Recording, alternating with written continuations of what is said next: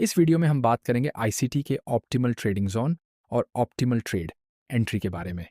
ये जो थियरी है, ये ज़्यादातर फाइबोनाकी रिट्रेसमेंट लेवल्स और फाउंडेशनल प्राइस स्विंग्स पर बेस्ड होती है, ताकि हम अपकमिंग इम्पल्सिव मूवमेंट्स की शुरुआत में ही एंट्री ले सकें और पॉसिबल टारगेट्स डिफाइन कर सकें।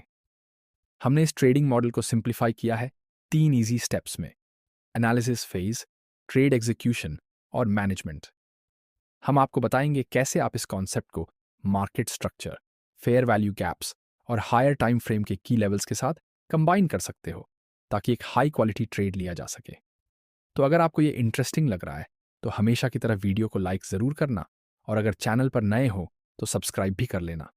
चलो अब सीखते हैं एक और एडवांस ट्रेडिंग कॉन्सेप्ट। जब हम चार्ट्स ओपन करते हैं तो सबसे पहले हमें प्राइस स्विंग्स और की स्ट्रक्चर लेवल्स को डिफाइन करना होता है। दूसरे शब्दों में कहें तो हायर टाइम फ्रेम से लोअर टाइम फ्रेम तक एक टॉप डाउन एनालिसिस करना ज़रूरी है, ताकि हमें मार्केट कंडीशंस की एक पूरी क्लियर पिक्चर मिल सके हर लेवल पर। जब हम हायर टाइम फ्रेम की लेवल्स की बात करते हैं तो हम वीकली, डेली और 4 घंटे के चार्ट्स की बात कर रहे होते हैं। 4 घंटे से कम टाइम फ्रेम ज़्यादा शॉर्ट टर्म हो जाता है लार्ज इंस्टीट्यूशंस के लिए उनके प्लान्स को रिफाइन करना। अगर हमें दिखे कि प्राइस किसी हायर टाइम फ्रेम रेजिस्टेंस से नीचे गिरा है तो हम रीजनेबल मान सकते हैं कि इंस्टीट्यूशंस उस बिंदु पर सेल करने में इंटरेस्टेड थे। वहीं अगर प्राइस सपोर्ट लेवल से ऊपर गया है तो इसका मतलब इंस्टीट्यूशंस ने वहां बाइंग की होगी। इस तरीके से हम छोटे इंट्राडे फ्लक्चुएशंस की टेंशन नहीं लेते। हम फोकस करते हैं बड़े मूवमेंट्स पर, जो ये दिखाते हैं कि बड़े प्लेयर्स मार्केट को इन्फ्लुएंस कर रहे हैं। ये जो बड़े ट्रेंड्स हैं वो हायर टाइम फ्रेम पर ही दिखते हैं, और हम बार बार इस बात पर जोर देते हैं कि एनालिसिस के लिए ये कितना इंपॉर्टेंट है। तो हायर टाइम फ्रेम स्विंग्स और की लेवल्स को आइडेंटिफाई करना हेल्प करता है हमें मार्केट की बड़ी डायरेक्शन को समझने में और गलत साइड पर फंसने से बचने में। उसके बाद हम लोअर टाइम फ्रेम जैसे 1 घंटे या 30 मिनट के चार्ट पर जूम करके पोटेंशियल ट्रेडिंग अपॉर्चुनिटीज ढूंढ सकते हैं। अगर आप चार्ट देखोगे तो आपको दिखेगा कि मार्केट हमेशा इंपल्सिव और करेक्टिव वेव्स में मूव करता है। ये जो फ्रैक्टल नेचर है मार्केट का, वो मार्केट पार्टिसिपेंट्स के बिहेवियर की वजह से होता है। इंपल्सिव वेव्स वो होते हैं जो प्राइस को तेजी से एक डायरेक्शन में ले जाते हैं, और इन कैंडल्स का कलर यूजुअली सेम होता है और बॉडीज बड़ी होती हैं। वहीं करेक्शंस उस इनडिसीजन को दिखाते हैं चार्ट पर, जहां कैंडल्स मिक्स्ड कलर की होती है और बॉडीज छोटी होती हैं, साथ में साइडवेज विक्स भी होती हैं। पुल बैक के एंड और अपकमिंग इंपल्सिव मूव की शुरुआत को आइडेंटिफाई करना काफ़ी प्रॉफिटेबल हो सकता है, क्योंकि इससे ट्रेडर्स को अच्छी बाइंग या सेलिंग अपॉर्चुनिटीज मिल सकती हैं। मान लो हम एक अप ट्रेंड में हैं और हमें बाई लो और सेल हाई करना है इस बुल मार्केट से बेनिफिट लेने के लिए। हम अभी बाई नहीं कर सकते क्योंकि प्राइस ऑलरेडी हाई है और कभी भी गिर सकता है। इसलिए हमें वेट करना पड़ेगा करेक्शन के लिए, ताकि हम बेटर प्राइस पर एंट्री ले सकें। जो लेटेस्ट इंपल्सिव मूव है वो यहाँ से स्टार्ट हुआ और यहाँ तक ऊपर गया। करेक्शन इसी रेंज के अंदर होगा, और जब मार्केट सफिशिएंट लिक्विडिटी गैदर कर लेगा और बायर्स एक्टिव होंगे तो मार्केट फिर से ऊपर पुश करेगा। अगर प्राइस इस लेवल से नीचे चला जाता है तो इसका मतलब बायर्स का कंट्रोल खत्म हो गया है और अप ट्रेंड पर भरोसा करना डाउटफुल हो जाता है। ये दिखाता है कि बेरिश मोमेंटम ज्यादा स्ट्रांग है और एक पॉसिबल रिवर्सल हो सकता है, जब तक ये एक फेक आउट न हो जहां मार्केट बस लिक्विडिटी गैदर करने के लिए लो के नीचे गया हो। अब वापस आते हैं करेक्शन रेंज पर। सवाल ये है, हम अपनी लॉन्ग पोजीशन कहां रखें और मार्केट में एंट्री कहां लें। अगर हम बहुत जल्दी एंट्री ले लें तो हो सकता है प्राइस और नीचे जाए और हम लॉस में चले जाएं, जबकि हमारी एनालिसिस सही थी। और अगर हम बहुत देर कर दें तो प्राइस ऊपर चला जाएगा और हम ट्रेड मिस कर देंगे। तो की यही है कि हमें ट्रेंड के साथ ट्रेड करना है और करेक्शन के एंड को पकड़ना है, जो अपकमिंग इंपल्सिव मूव की शुरुआत करेगा। अब सवाल ये है, ऐसा कैसे करें? यहीं पर आता है फाइबोनाकी रिट्रेसमेंट टूल काम में। हमेशा इस टूल को इंपल्सिव वेव की शुरुआत से एंड तक अप्लाई करना चाहिए, ताकि हमें कॉरेक्शन रेंज पता चल सके। जब आप इस टूल को लगाओगे तो साइड में कई लेवल्स दिखेंगे। ये सारे इंपॉर्टेंट लेवल्स सपोर्ट का काम कर सकते हैं और प्राइस को रिजेक्ट भी कर सकते हैं जब वो इन तक पहुंचे। लेकिन 2 स्पेसिफिक रिट्रेसमेंट लेवल्स होते हैं जो आईसीटी का ऑप्टिमल ट्रेडिंग जोन यानी ओटीजी बनाते हैं। वो हैं 61.8 और 78.6 लेवल्स। इस रेंज को ऑप्टिमल ट्रेडिंग एरिया मानने के पीछे कई रीजंस हैं। पहला reason, higher risk to reward ratio. हमें पता है कि हम कहीं भी एंट्री लें, ट्रेड का पहला टारगेट होगा रीसेंट मार्केट स्ट्रक्चर का लेवल। जब प्राइस इस लेवल को टच करता है, कुछ ट्रेडर्स अपनी पोजीशंस क्लोज कर लेते हैं या कुछ प्रॉफिट बुक कर लेते हैं और कुछ लोग लॉन्ग जाते हैं। इससे एक करेक्शन या रिवर्सल भी आ सकता है। तो यही लेवल हमारा पहला टारगेट होगा।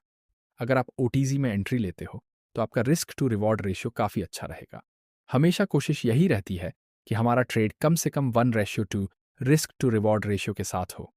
इसीलिए ओटीजी के अंदर ट्रेड करना हमें देता है higher risk to reward ratio और एक ज़्यादा लॉजिकल ट्रेड प्लान। दूसरा रीज़न है सेफर एंट्री। मार्केट को अर्ली बायर्स को बाहर निकालना पसंद है और फ्यूचर मूवमेंट्स के लिए उन्हें लिक्विडिटी की तरह यूज़ करता है। तो अगर हम वेट करें प्राइस के ओटीज में एंटर करने का और फिर लॉन्ग जाने के सिग्नल ढूंढें, तो हमारी विन रेट इंस्टेंट इंप्रूव हो जाती है। बिल्कुल, हर स्ट्रैटेजी के कुछ ड्रॉबैक्स होते हैं। इस केस में हम कभी कभी कंजर्वेटिव अप्रोच की वजह से ट्रेड्स मिस कर सकते हैं, लेकिन एक मिस्ड ट्रेड एक लूजिंग ट्रेड से हमेशा बेटर होता है। तीसरा रीज़न सेफर स्टॉप। सबसे अच्छा लेवल स्टॉप लॉस रखने के लिए जिससे हम मार्केट फ्लक्चुएशन से सेफ रहें, वो है स्विंग लो के नीचे। क्योंकि अगर प्राइस इस लेवल के नीचे चला गया तो मार्केट स्ट्रक्चर शिफ्ट हो जाता है और बुल्स इस लेवल को प्रोटेक्ट करने की पूरी कोशिश करेंगे। इसलिए आपका स्टॉप लॉस जितना ज़्यादा इस लेवल के करीब होगा उतना ही ज़्यादा सेफ होगा। यही तीसरा रीज़न है क्यों हम ओटीजी के अंदर ट्रेड लेते हैं। इतना सब समझने के बाद अगर हमें ओटीजी रेंज के अंदर कोई सही एंट्री रीज़न मिल जाए तो वो हाई प्रोबेबिलिटी ट्रेड हो सकता है। ये एंट्री रीज़न कोई भी प्राइस एक्शन सिग्नल हो सकता है, जिनके बारे में हम आगे इस वीडियो में बात करेंगे। अब जब हमने ऑप्टिमल ट्रेडिंग जोन डिफाइन कर लिया है, तो अब मैं आपको समझाता हूं आईसीटी का ऑप्टिमल ट्रेड एंट्री मॉडल। ये मॉडल 3 सिंपल स्टेप्स में डिवाइड है: एनालिसिस, एग्जीक्यूशन और ट्रेड मैनेजमेंट। चलिए शुरू करते हैं एनालिसिस फेज से। जैसा कि मैंने पहले कहा था, ये स्ट्रैटेजी एक ट्रेंड कंटिन्यूएशन सेटअप है, जहां हम पुल बैक या करेक्शन के खत्म होने का अंदाजा लगाते हैं और डोमिनेंट ट्रेंड के साथ एंट्री लेते हैं। पहले स्टेप में हमें मार्केट डायरेक्शन और लेटेस्ट इम्पल्सिव वेव को आइडेंटिफाई करना होता है। हम ये सेटअप तभी यूज करते हैं जब हमें डायरेक्शन क्लियरली समझ आ जाए। जो रीसेंट इम्पल्सिव मूव है वो मार्केट स्ट्रक्चर को ब्रेक करना चाहिए ताकि वो वैलिड माना जाए। अब एक और चीज रह गई है, हमें ये चेक करना होगा कि प्राइस के पास मूव करने के लिए इनफ स्पेस है या नहीं, हायर टाइम फ्रेम के की लेवल तक पहुंचने से पहले। अगर प्राइस पहले ही किसी हायर टाइम फ्रेम के सप्लाई जोन को टच कर चुका है तो हम बिना कॉन्फर्मेशन के बाई ट्रेड नहीं लेंगे, क्योंकि वो की लेवल इतना स्ट्रांग होता है कि पूरे अप ट्रेंड को रिवर्स कर सकता है।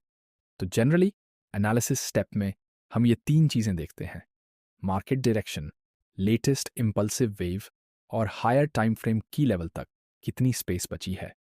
अब अगला स्टेप है ट्रेड एग्जीक्यूट करना।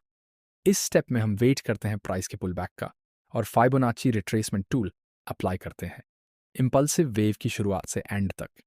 फिर हम बाय लिमिट लगाते हैं 61.8 और 78 पॉइंट 6 के बीच के एग्जैक्ट मिडिल पॉइंट पर, जो होता है 70.5 रिट्रेसमेंट लेवल। हमारा स्टॉप लॉस रखा जाएगा स्विंग लो से कुछ पॉइंट नीचे। अब आखिरी स्टेप है ट्रेड मैनेज करना और टारगेट सेट करना। हमें पता है कि जब प्राइस इस एरिया को टच करेगा तो वहां रेजिस्टेंस मिलने की संभावना है और प्राइस नीचे रिजेक्ट हो सकता है। इसलिए हमारा पहला टारगेट होगा इस लेवल तक पहुंचने से जस्ट पहले, जो कि हो सकता है हाईएस्ट कैंडल का क्लोज। दूसरे और तीसरे टारगेट्स के लिए हम एम करेंगे 27.61% रिट्रेसमेंट लेवल्स की तरफ। अब चलिए बेरिश सिनारियो का क्विक रिकैप करते हैं। अब सेम कॉन्सेप्ट को अप्लाई करते हैं बेरिश सिनारियो में। पहले स्टेप में हम आइडेंटिफाई करेंगे down trend, latest bearish impulsive move और अगली इंपॉर्टेंट एरिया तक कितनी स्पेस बची है। हमें डोमिनेंट ट्रेंड के साथ शॉर्ट जाना है और बेरिश मोमेंटम से फायदा लेना है। इसलिए हमें पुल बैक रेंज को आइडेंटिफाई करना जरूरी है। जो लेटेस्ट इंपल्सिव मूव है वो यहां से शुरू होकर यहां तक नीचे गया है, तो यही रेंज है जहां हमें करेक्शन या पुल बैक की उम्मीद है। अब अगले स्टेप में अप्लाई करते हैं फाइबोनाची रिट्रेसमेंट लेवल्स और डिफाइन करते हैं अपनी एंट्री। यहां हम सेल लिमिट लगाएंगे एग्जैक्टली 70.5% रिट्रेसमेंट लेवल पर और स्टॉप लॉस रखेंगे स्विंग हाई से कुछ पॉइंट ऊपर। पहला टारगेट होगा इन कैंडल्स का क्लोज, क्योंकि ये लेवल सपोर्ट की तरह काम करेगा जब प्राइस इसे फिर से टच करेगा। दूसरे और तीसरे टारगेट्स के लिए हम एम करेंगे 27 और 61.8 रिट्रेसमेंट लेवल्स, और यही है आईसीटी का ऑप्टिमल ट्रेड एंट्री मॉडल। जैसा कि आप देख सकते हैं, ये पूरा मॉडल सिर्फ बेसिक प्राइस स्विंग्स और रिट्रेसमेंट लेवल्स पर बेस्ड है। अब कुछ लोग सोच सकते हैं कि ट्रेडिंग इतनी सिंपल कैसे हो सकती है और फिर भी प्रॉफिटेबल कैसे हो सकती है, लेकिन फोरेक्स ट्रेडिंग में सिंप्लिसिटी ही की है। आपका ट्रेडिंग प्लान इतना क्लियर और मैकेनिकल होना चाहिए कि आपको एंट्री, स्टॉप और टारगेट्स बिल्कुल क्लियरली दिख जाएं। ऐसे सेटअप के साथ आप कॉन्फिडेंटली ट्रेड कर सकते हैं क्योंकि आपने बैक टेस्ट किया हुआ है और आपके ट्रेडिंग डिसीजंस में इमोशंस का कोई रोल नहीं होता।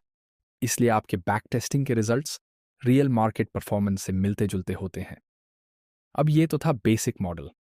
हमने इसे और एडवांस किया है स्मार्ट मनी कॉन्सेप्ट्स के साथ, जैसे fair value gaps, market structure shifts और मल्टी टाइम फ्रेम एंट्रीज। अब हम इन्हीं को डिटेल में समझते हैं।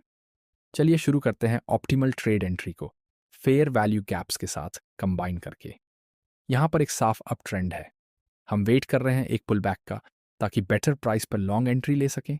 अगर प्राइस इस लेवल से नीचे चला जाता है तो पूरे अप ट्रेंड पर सवाल खड़ा हो जाता है, क्योंकि वो दिखाता है कि बेरिश मोमेंटम स्ट्रांग हो गया है।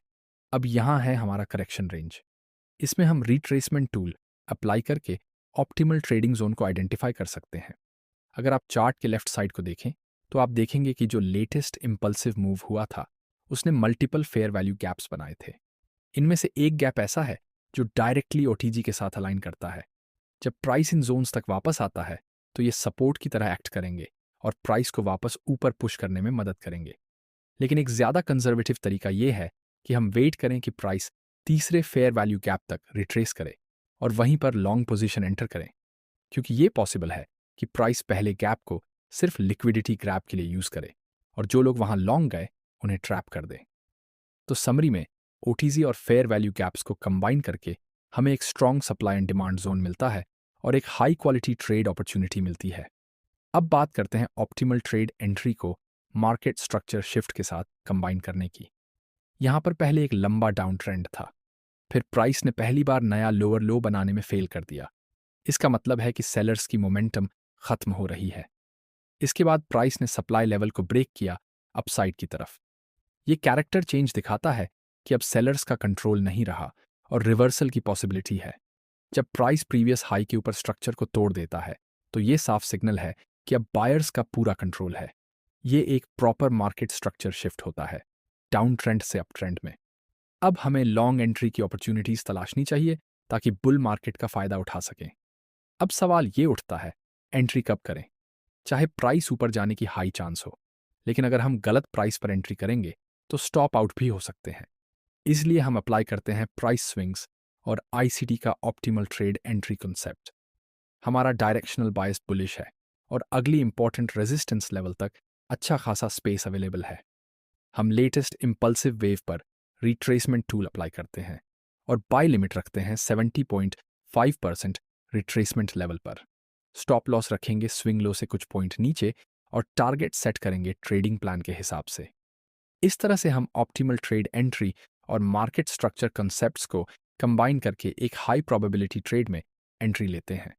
लेकिन एक बात याद रखनी जरूरी है, चाहे अपॉर्चुनिटी कितनी भी अच्छी क्यों ना लगे, मार्केट का अपना माइंड होता है। सिर्फ इस वजह से कि आपको लगता है ट्रेड सही जाएगा, उस पर अनयूजुअल अमाउंट रिस्क करना एक गलत डिसीजन है। ट्रेडिंग फ्यूचर मूवमेंट को प्रिडिक्ट करने की कोशिश है और फ्यूचर इनहेरेंटली अनप्रिडिक्टेबल होता है। अगर आप 50% लूज करते हैं तो ब्रेक इवन तक पहुंचने के लिए आपको बची हुई कैपिटल पर 100% का रिटर्न चाहिए। इसलिए फॉरेक्स ट्रेडिंग में सर्वाइवल गेन से ज्यादा इंपॉर्टेंट है। अब तीसरी स्ट्रैटेजी है 2 टाइम फ्रेम एंट्री। इस सेटअप में हम 2 टाइम फ्रेम का यूज करते हैं ट्रेड एंट्री के लिए। एनालिसिस हम ज्यादातर हायर टाइम फ्रेम पर करते हैं, जैसे 1 घंटा, और फिर जूम करते हैं लोअर टाइम फ्रेम में, जैसे 15 या 5 मिनट, ताकि कॉन्फर्मेशन मिले और हम पोजीशन में एंटर कर सकें। चलो मैं तुम्हें प्रैक्टिकली दिखाता हूं कैसे करना है। 30 मिनट के चार्ट पर हमें एक साफ अप ट्रेंड दिख रहा है। हम रिट्रेसमेंट टूल अप्लाई करते हैं और ऑप्टिमल ट्रेडिंग जोन मार्क करते हैं। जैसा कि पहले बताया गया था, जब प्राइस ओटीजे तक पुल बैक करता है तब हम लोअर टाइम फ्रेम पर झूम करते हैं ताकि एंट्री रीजन ढूंढ सकें और पेयर को बाय कर सकें। लेकिन लोअर टाइम फ्रेम पर यह पूरा मूव एक डाउन ट्रेंड जैसा दिख सकता है। तो हमारा गोल है ऐसे सिग्नल्स को ढूंढना जो ये दिखाएं कि डाउन ट्रेंड अब खत्म हो चुका है और हम बुलिश हायर टाइम फ्रेम के साथ अलाइन होकर लॉन्ग एंट्री ले सकते हैं। जब हमें एक चेंज ऑफ कैरेक्टर दिखाई देता है तभी हम लॉन्ग पोजीशन लेने पर कंसिडर कर सकते हैं। इस ट्रेड में हम जानते हैं कि हायर टाइम फ्रेम का ट्रेंड बुलिश है और हम एक ऑप्टिमल डिमांड एरिया में हैं। इसलिए हमने मल्टीपल प्राइस एक्शन कॉन्सेप्ट्स और सिग्नल्स को कंबाइन किया है इस ट्रेड में एंट्री के लिए। तो दोस्तों, उम्मीद है ये वीडियो आपके लिए यूज़फुल रहा होगा। अगर हाँ, तो प्लीज़ लाइक और सब्सक्राइब बटन ज़रूर दबाइए ताकि हम और ऐसा कंटेंट बनाते रहें। मिलते हैं अगली वीडियो में। Happy trading.